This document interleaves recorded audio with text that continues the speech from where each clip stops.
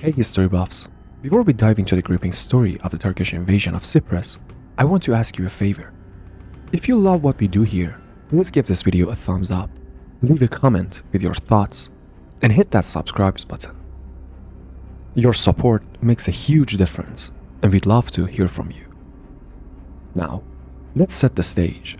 Cyprus, with its incredibly strategic location in the Mediterranean, has always been a hot target for empires and nations. Over the centuries, Greeks, Romans, Arabs, Franks, and Turks have all fought to control this beautiful island. But in the later half of the 20th century, Cyprus became the flashpoint for another devastating conflict, the 1974 war between local and mainland Greeks and Turks. Welcome to our in-depth look at the Turkish invasion of Cyprus, also known as the Cyprus Peace Operation. This critical Mediterranean island was mostly populated by Greeks, but had a significant Turkish minority. The Ottomans ruled here from 1571 until 1878, when British took over, officially annexing the island in 1940. The British administration ended in 1960, when Cyprus finally gained independence, but not without a struggle. Greek and Turkish Cypriots had drastically different goals, making it hard for the British to mediate. Greek Cypriots, led by EOKA, wanted union with Greece and Knossos, while the Turkish Cypriots, under TMT, pushed for partition, Taksim. From 1950s to 1970s, the violent clashes were common. The Zurich Agreement, which laid the groundwork for the island's constitution, couldn't keep the peace. Under this agreement, Cyprus had a Greek president and a Turkish vice president, both with veto powers.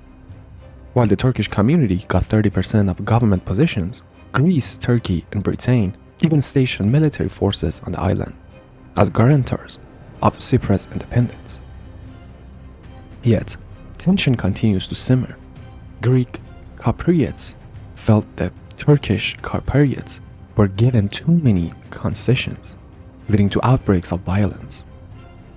In 1963, things spiraled out of control. 364 Turkish Cypriots and 174 Greek Cypriots were killed. Over 100 villages were destroyed, and tens of thousands of Turkish Cypriots were displaced. Turkish nearly intervened, but held back due to intense US diplomatic efforts.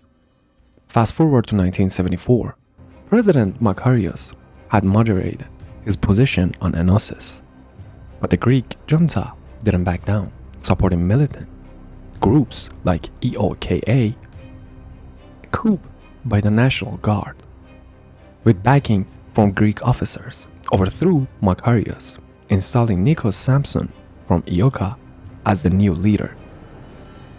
Turkey, alarmed, presented demands via a US negotiator.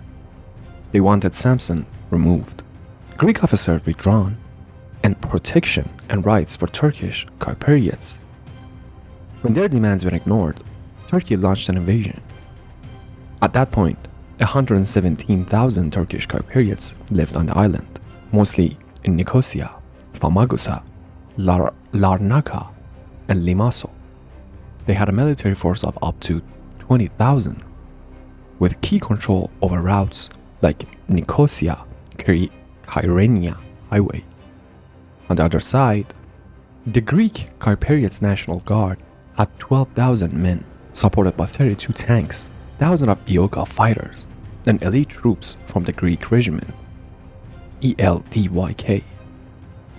Turkey's Operation Attica was a full-scale military action aimed at securing key locations, starting with Kyrenia.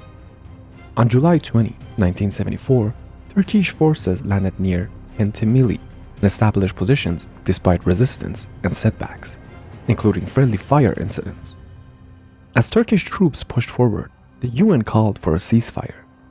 Miscommunications and mishaps on both sides made the situation even more chaotic, but Turkish forces managed to secure key areas.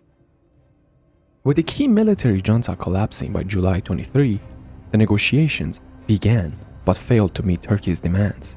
So on August 14, Turkey launched a second offensive, taking 40% of the island and displacing tens of thousands.